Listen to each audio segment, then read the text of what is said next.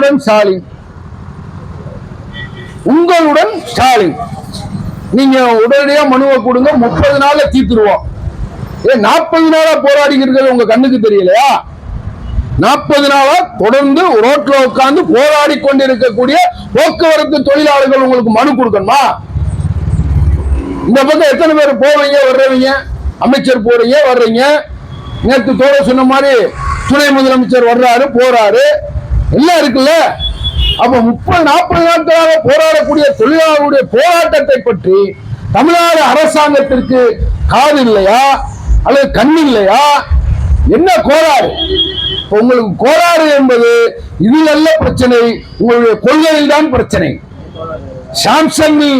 சாம்சங்குடைய நிறுவனத்தில் தொழிலாளர்கள் சம்பள உயர்வு பெற வேண்டும், நாங்கள் சங்கம் சேர வேண்டும் என்று முடிவெடுத்து சிஐடி சங்கத்தில் இணைகிற பொழுது அந்த தொழில் நிறுவனத்தில் நாங்கள் தொழிற்சங்கத்தை அனுமதிக்க மாட்டோம் என்று சொன்ன பொழுது இதேபோல் 30 நாட்களுக்கு மேலாக அந்த தொழிலாளர்கள் தொடர்ச்சியான போராட்டத்தை நடத்தினார்கள், உறுதிமிக்க போராட்டத்தை நடத்தினார்கள்.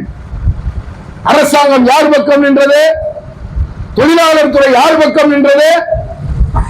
அந்த தொழிற்சங்கத்தை முறைப்படி சட்டப்படி விண்ணப்பித்த 30 நாளைக்குள் 15 நாளைக்குள் பதிவு செய்ய வேண்டும் அல்லது பதிவு செய்யாததற்கான காரணத்தை சொல்ல வேண்டும் என்று இருக்கக்கூடிய அந்த சட்டத்தையும் மீறி தொழிலாளர் துறை அந்த தொழிற்சங்கத்தை பதிவு செய்ய மறுத்தது, காலம் தாழ்த்தியது. இறுதியாக நீதிமன்றத்திற்கு சென்று சிஐடி சங்கம் போராடியதன் விளைவாக நீதிமன்றம் தீர்ப்பளித்ததற்கு பின்னால் தான் அந்த சாம்சங் நிறுவனத்தினுடைய தொழிற்சங்கம் பதிவு செய்து கொடுக்கப்பட்டது. எந்த பன்னாட்டு நிறுவனம் தொழிற்சங்கத்தோடு பேச மாட்டேன், தொழிற்சங்கத்தை அனுமதிக்க மாட்டேன் என்று சொன்னதோ அதே நிறுவனத்தை அதே தொழிற்சங்கத்தோடு பேச்சுவார்த்தை நடத்த வைத்து சம்பளம் உள்ளிட்ட உயர்வுகளை பெற்றுத்தந்த சங்கம் தான் செங்கொடி சங்கம். எனவே இது ஒரு உதாரணம். இது மாதிரி பாக்ஸ்கான் கம்பெனியிலிருந்து எம்ஆர்எஃப் டயர் கம்பெனியிலிருந்து ஏராளமான போராட்டங்களை நம்மால் சொல்லிக்கொண்டே போக முடியும்.